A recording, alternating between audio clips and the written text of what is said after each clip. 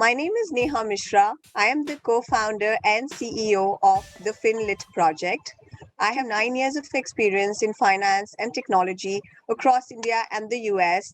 And now recently back from the US, I'm now starting the FinLit Project with a simple mission to enable financial literacy across India.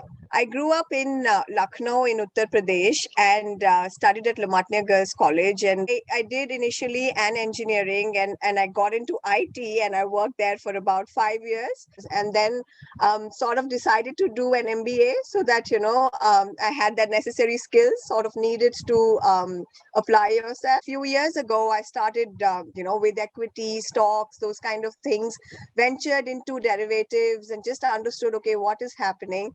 Took me from India to US to work at an exchange and just understand how do you build a stock exchange from scratch. So I did that right up till March this year, and that's when the pandemic happened, and I decided to run home to be with my family, and that is how the FinLit project birthed. And in the last 6 months since we've launched, it's just been really humble. We're pre-incubated at IIM Bangalore, now incubated at IIIT Delhi, and which is where I'm currently based, and also just aspiring to start changing one life a day. So that's just about me. Project is a very simple enterprise. It just believes that everybody with the right tools is capable of managing their finances. So our vision with the FinLit project is just very simple. We believe that finance is just English and grade 6, 7 mathematics, elementary concepts like multiplication, compounding, diversifying, those kind of very elementary concepts put together and sort of like onion peeled in a way that they appear complicated.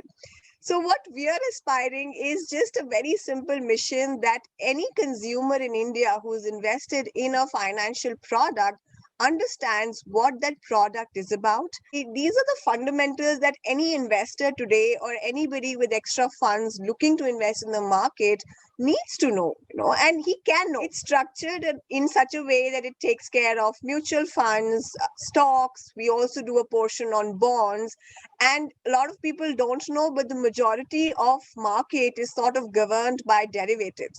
So we sort of introduce that as well. The idea is absolutely important, but what is more important is how you execute it.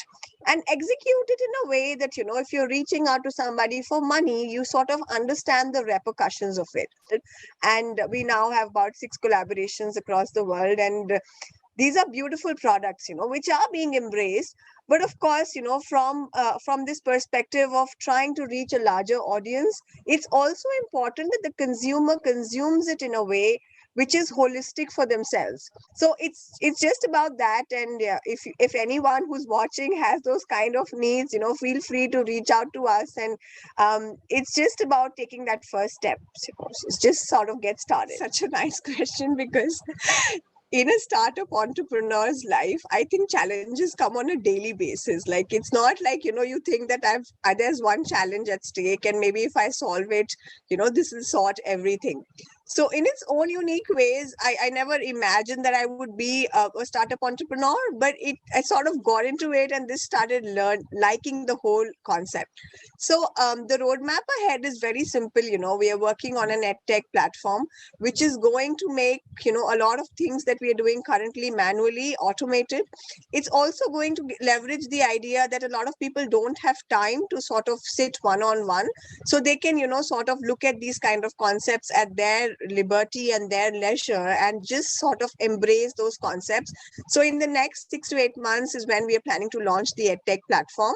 And of course, reaching out to 5,000 people in our first year is our primary goal. But if you just believe in your mission and, you just keep going back to the whiteboard that you have and say that these are my priorities and this is what I want to achieve in a certain span of time, I'm going to do it. It's just about saying that, okay, this is what I can. and this is what I can't. So my co-founder's name is Dr. DC Misra. So we are also now looking at expanding the team. We are now a team of 6 as of now, but looking for people who are passionate about finance, who believe in those kind of concepts, who believe that they have the skill to sort of, make that little bit of a difference. It could be a SEBI registered investment advisor who's sort of looking for a platform to connect with like-minded people.